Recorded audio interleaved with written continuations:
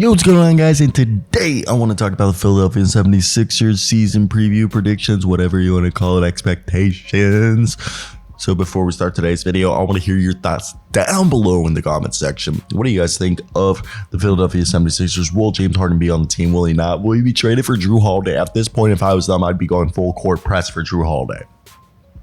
Now, let's get right into it and talk about this team. The current roster, by the way, I expect Danny Green and Felipe, I don't even know what you should call him, Petrushev to be the 14th and 15th man on the roster. They'll probably get an injury designation exemption for Montrezl Harrell. So he'll be like a nullified roster space. And then they will probably cut David Duke and Javonte Smart and then keep, Tugulis, Turk Smith, and Ricky Council on two ways. But starting lineup as of right now with James Harden on the roster: Tyrese Maxey, James Harden, Tobias Harris, PJ Tucker, Joel Embiid, Pat Bev, D'Anthony Melton, Kelly Oubre, Daniel House, Paul Reed, Mo Bamba, Jaden Springer, Furkan Korkmaz, Danny Green, Petrushev. And I think they need to trade for Jrue Holiday. Starting lineup with them be Jrue Holiday, Tyrese Maxey. I personally think, I love PJ Tucker and all that, but I think Kelly Oubre, and I love D'Anthony Melton, but I think Kelly Oubre needs to be their sixth man. And I really do like this team. Like, this is a fun team to watch. This team has a lot of skill, and I love Nick Nurse. I've read Nick Nurse's autobiography. I'm like a huge Nick Nurse guy. I think he's one of my favorite coaches in the league. But I know a lot of people, have mixed opinions about Nick Nurse. So let's just go through this team and let's just talk about it. So Tyrese Maxey, all right, is a guy that I really like.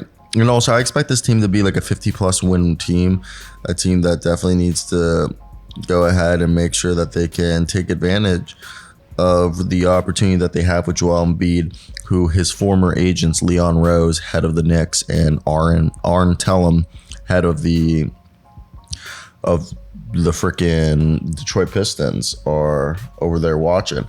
But what do I think of the Philadelphia 76ers? Well, this is a team that we obviously know the whole situation with James Harden is stuck and he's not coming off the trade block.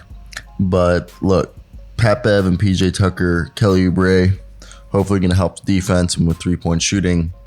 So let's just talk about it. Tyrese Maxey is their point guard combo guard that does a little bit of everything at the size of the point guard position, I guess, because he's like 6'3". He's like 6'2", probably more realistic.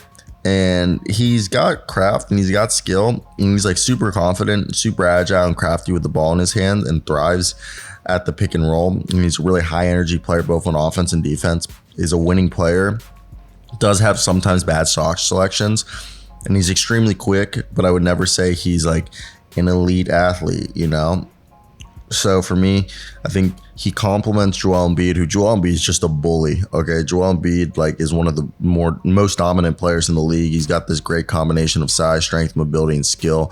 The face of basically modern day Hakeem Olajuwon, if he had to say so. And he's complemented by Tobias Harris. That Tobias Harris gets a lot of people shit on Tobias Harris, but he's a 20-point scorer who gets, buckets from all three levels consistently. Okay, he's a matchup problem because he's too quick for power forwards, and he's strong enough to post up against, small ball fives and stuff, and he's just too big for small forwards. And it's not like, I think, the thing is that he's not an elite defender, but he's not terrible. Sometimes he does become invisible, but I've always liked him. And if they stay with James Harden on the roster, James Harden isn't bad. James Harden obviously isn't the player that he used to be, but he can still shoot over everybody. He's still got the passing ability to find everybody. Yeah, his stamina isn't the great, and he's a bit turnover prone, but still fantastic. And then you got PJ Tucker, who's one of the best defensive players in the league, strongest dude in the NBA, and he sacrifices his body on a night in and night out basis. He literally lays his body out in line, basically only shoots threes and hits them at a nice rate. Excellent from the corner. You can hit the floater if needed, and he's an NBA champion in 2021.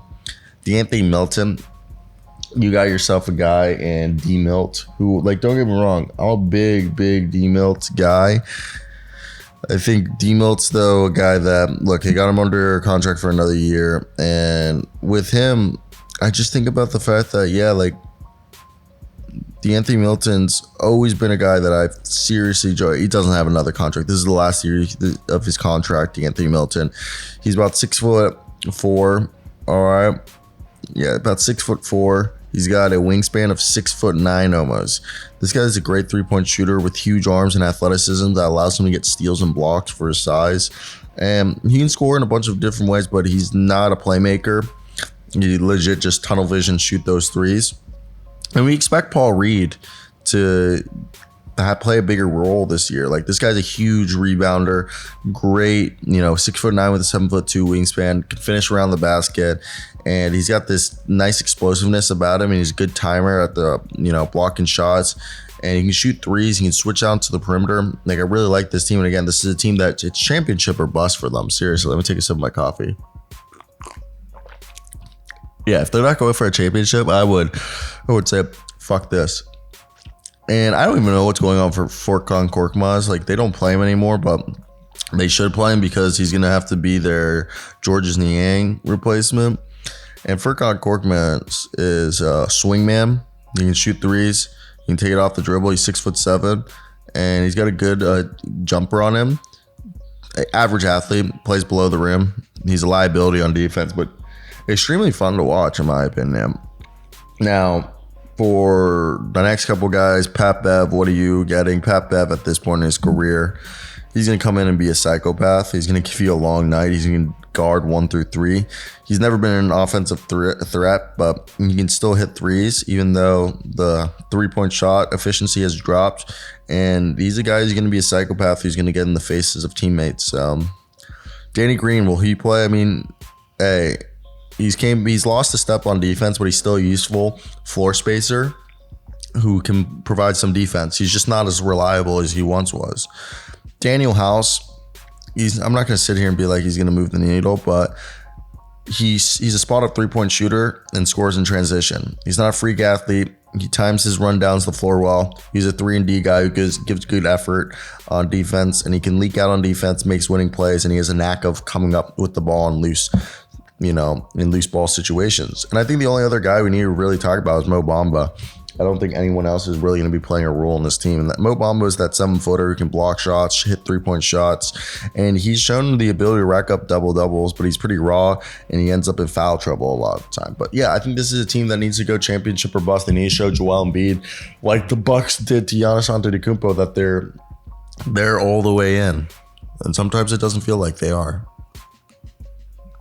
So let me hear your thoughts, guys.